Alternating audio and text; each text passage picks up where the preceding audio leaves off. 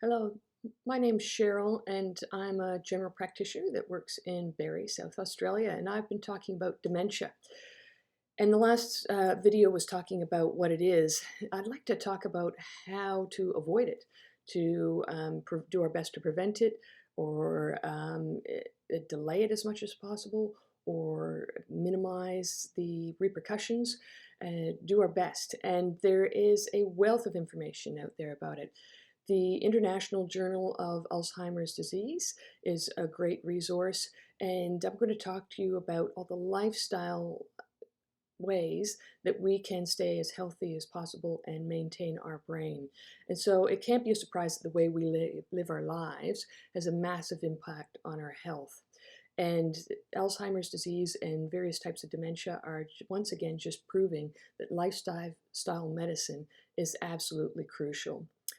When it comes down to diabetes, blood pressure, and cholesterol, it's really important to see a regular GP and make sure these are on target because they help minimize the likelihood of doing damage to our brain. And then a lot of the things I'm about to talk about right now also impact avoiding having high blood pressure, high cholesterol, and diabetes. Of course, there's the nutrition. We want you to eat whole food, plant-based, so mainly plants, minimize the animal products, and get into someone who knows about nutrition. And it's so vital and important. We want to avoid processed foods. Anything in a package become very cynical. If it looks like it came off the farm or the tree, then you know it's right for me. And that's the direction we want to go when it comes to food. We want to move our bodies. That doesn't mean being Arnold Schwarzenegger in the gym. That just means going for a walk and laughing with your friend, dancing in the kitchen, being active around the yard. A lot of people are really active in their work. It's moving your body. We just aren't made for sitting in front of computers and TVs for hours on end. In fact, our risk of a variety of diseases starts to go up within 20 minutes of sitting down and doing nothing. So I missed the commercials on TV. That's when I got up and had a glass of water or started to fold the laundry or did something. So be mindful that, after 15, 20 minutes, get up and just take a walk around the lounge room and sit back down. And sleep is so crucial. If you're not sleeping well, if you're not getting enough sleep, it's not a good quality sleep, see your GP. Get in, talk to someone. Get that improved because there is a very strong bond between not sleeping well and developing dementia. Minimize alcohol. Don't worry, I like a nice red. But I'm very conscious of the medical repercussions. There is no safe level of alcohol. So when I'm going to drink something, I'm really going to enjoy it. So it's a glass or two a month for me. You may have less, you may have more, and it's a decision you make. But the more we have, the more it can damage our brain and our livers and other things. So we want to protect our brains as much as possible. And that's obvious with all the other drugs, cigarettes or any other drug use. It's going to damage the brain. Speaking of damaging the brain, head trauma. So it could be a major motor vehicle accident or a fight. It could be a contact sport. The massive or micro damaging of the brain adds up. And as we get older, our resources get thinner, and then the damage starts to show itself. Now, there's also other things like where everybody talks about Sudokus.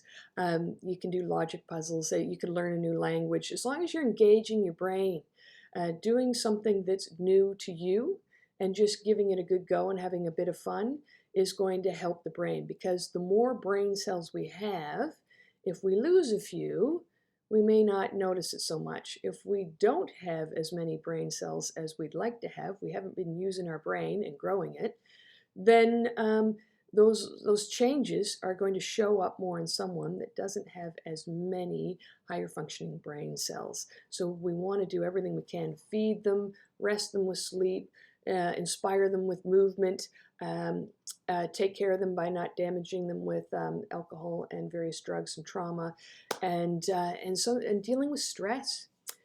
Meditation has been shown that people that are meditators, compared to people that aren't meditators, the people that don't meditate, as they got older, their brains got smaller. But the people that meditated 10 minutes a day didn't have the shrinking brains. So there's so many things you can do. And when you retire, This is not about packing it in. This is about refocusing what you want for your life, what you want to do. You want to maintain and seek out good relationships. The quality of good relationships determines how long we live, how well we live, as in how happy we are, as well as how healthy we are. I mean, it can't be any surprise. You feel it inside when you're with someone that brings you down versus someone that brings you up. Go for the people that bring you up and wish the other ones all the best in their lives. But good relationships is good medicine. Find what you need for stress management, yoga, walking the dog, looking at cats on Roombas, on videos, whatever you need. Being with the grandies, you know, the things that open your heart and let you focus on the blessings that you have in your life. Get into leisure activities. Remember what you did as a child. What could you do now that's like that? You know, I love being in nature, so whenever I can, I'm outdoors. You know, I'm going away in a couple of weeks, and I am going to be out photographing quolls in the snow if life goes my way. And even if that doesn't happen, I'll be outside, and it's beautiful. And get involved with the community. There's a wealth of information that says that we live longer, healthier, happier lives when we're involved in the community. And I think that weaves into a sense of purpose. We need to have a sense of purpose. So when you retire, don't pack it in. You are a wealth of wisdom, experience, and knowledge, and we need you. Get out in the community, spread the knowledge and wisdom that you have and your good heart in your community, and you'll help others. And when you help others, guess what? The people that get the most benefit are the helpers. Yes. So it's a bit selfish, but what the heck? Go and do it. Help others. Make sure you're getting plenty of vitamin D. If your vitamin D is low, get a supplement. It's so important. There's starting to be some evidence that it might be involved with memory loss. Could be that people with dementia don't go outside as much, but who knows? Vitamin D is normal. It's a hormone, and we need it. And so make sure that you've got enough of it on board. And when you're outside, still slip, slop, slap, and a hat. Get out there into nature. I'm so blessed to live in the Riverland. I mean, I've got beautiful people. I've got gorgeous nature. I can go for a walk and I'm outside. So the nature does it. Being outside and the sunshine does it. Being with good people, it's the triple whammy of health. Then we can sit down anywhere in the Riverland and eat some of the most beautiful, nutritious food, all the fruit and vegetables. I mean, you have to have blinders on not to see all the beautiful fruit and veg we have here as you're driving along the highway. We've got it all here for the best lives we could live.